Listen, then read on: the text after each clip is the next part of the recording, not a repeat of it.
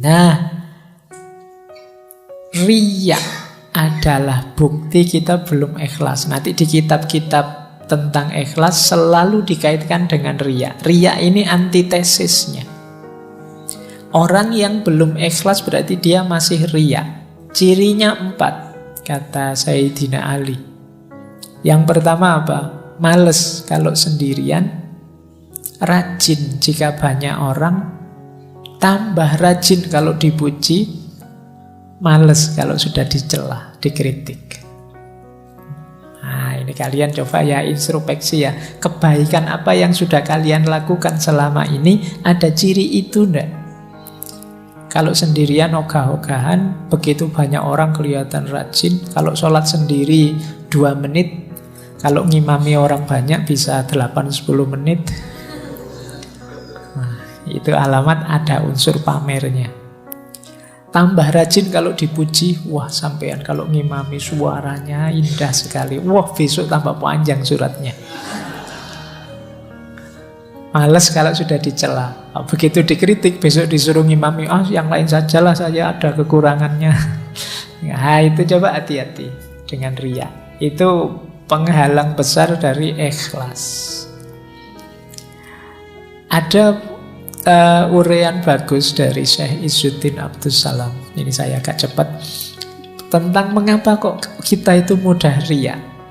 Kata Syekh Izzuddin, nafsu kita itu punya kesadaran bahwa semua manusia, apakah itu orang baik, orang tukang maksiat atau raja, itu kan menghormati, memuji, senang dengan orang soleh.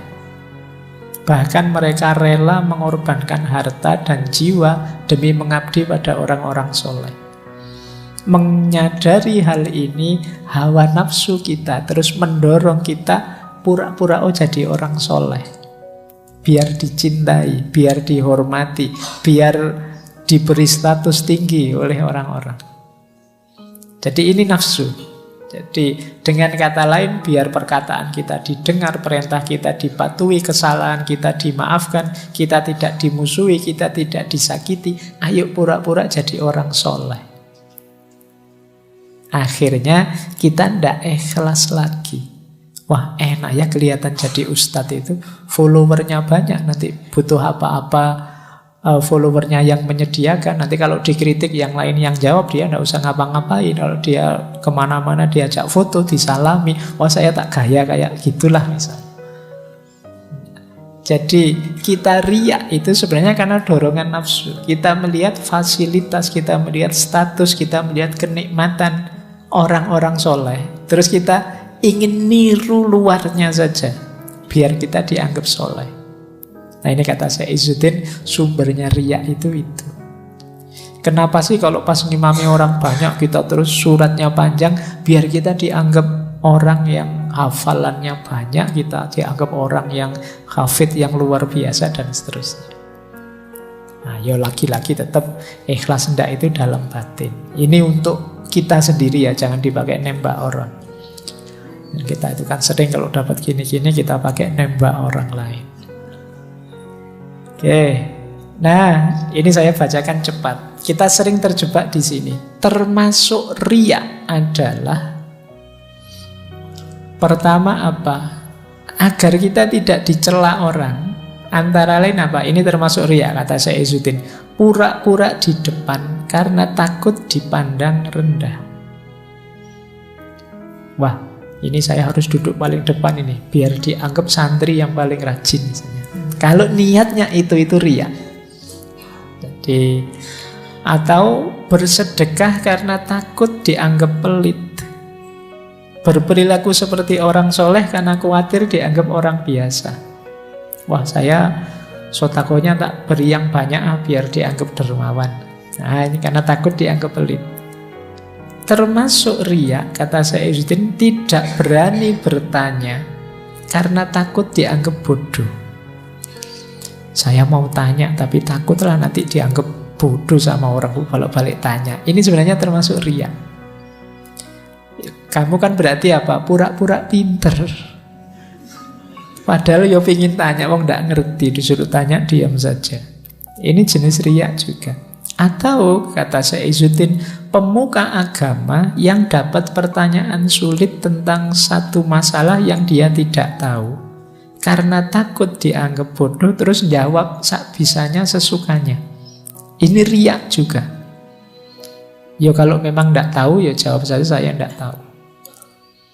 Jadi karena kadang-kadang kan beban kan dianggap panutan, dianggap tokoh, itu kan harus bisa menjawab apa saja. Kadang-kadang pertanyaan apapun dijawab.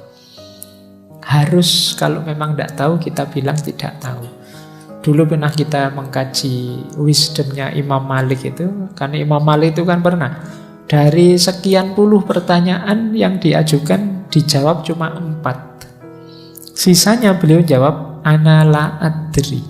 Tidak tahu saya. Oh sekarang kalau ada ustadz begitu dianggap ustadz, wah apa ustadz ditakoni kok tidak tahu terus. Tapi justru yang mulia yang seperti itu. Jangan ngawur, kalau memang tidak tahu bilang tidak tahu. Atau karena takut dianggap ilmunya sedikit terus ngarang-ngarang kalau ngomong. Sudah meriwayatkan nulis kitab apa, ngerti temennya males baca buku, oh saya sudah baca buku ini, padahal ya nggak pernah. Nah ini juga termasuk riya. Berarti kamu nutup-nutupi fakta bahwa kamu males membaca. Atau ingin cari keuntungan. Misalnya ketemu orang yang ingin dimintai bantuan terus kita pura-pura jadi orang baik, orang soleh. Nah, biasanya kalau sedang mau utang itu kan kamu ngomongnya halus, enak, biar kelihatan. Nah ini jenis riya. Oh, aslinya kamu tidak ramah, tapi kalau ada perlunya jadi ramah sekali. Ini jenis riya. Atau pura-pura jadi orang baik biar tidak ditinggal teman. Pura-pura soleh biar temannya tidak pergi. Berlagak pandai dan amanah supaya dipercaya. Ini termasuk riya. Nah, termasuk riya juga kata Syekh Izzuddin meninggalkan ibadah karena takut riya. Ada ndak di sini misalnya pas nginep di kamar kosnya teman, biasanya sholat tahajud, tapi begitu di kamar kosnya teman mau sholat tahajud, Anda enak nanti dianggap pamer biasa tahajud. Nah, kata Syekh Izzuddin justru itu jenisnya riya. Meninggalkan ibadah karena takut riya. Kalimatnya Syekh Izzuddin, setan menghasutmu untuk meninggalkan ibadah. Kalau hasutan itu gagal dan engkau tetap ibadah, setan akan membisikkan riya untuk merusak ibadahmu. Jadi oleh setan itu kita dilarang ibadah, kok masih tetap ibadah, kita diwas-wasi dengan riya. Kok kita bisa? Ndak, saya ndak riya lillahi ta'ala. Setan terus ngasih was-was lagi loh. Meninggalkan ibadah untuk menghindari riya itu lebih baik daripada beribadah tetapi riya. Nah itu tadi akhirnya kalian yang biasanya puasa karena di tempatnya teman, sudahlah ndak usah puasa saja, nanti kelihatannya kok kayak pamer. Ini juga riya. Jadi beribadah, tidak beribadah karena takut riya, itu termasuk riya. Kata Syekh Izzuddin, itu dustanya setan. Meninggalkan ibadah karena takut riya itu bukan ikhlas. Jadi ikhlas itu beribadah karena Allah saja, bukan karena manusia. Meninggalkan ibadah karena takut dilihat orang, itu berarti tidak karena Allah lagi, tapi karena manusia.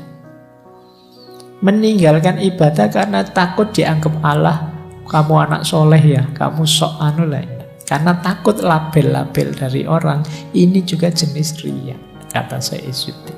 Jadi ikhlaslah lillahi ta'ala, pokoknya full semuanya karena Allah saja, tidak karena macam-macam.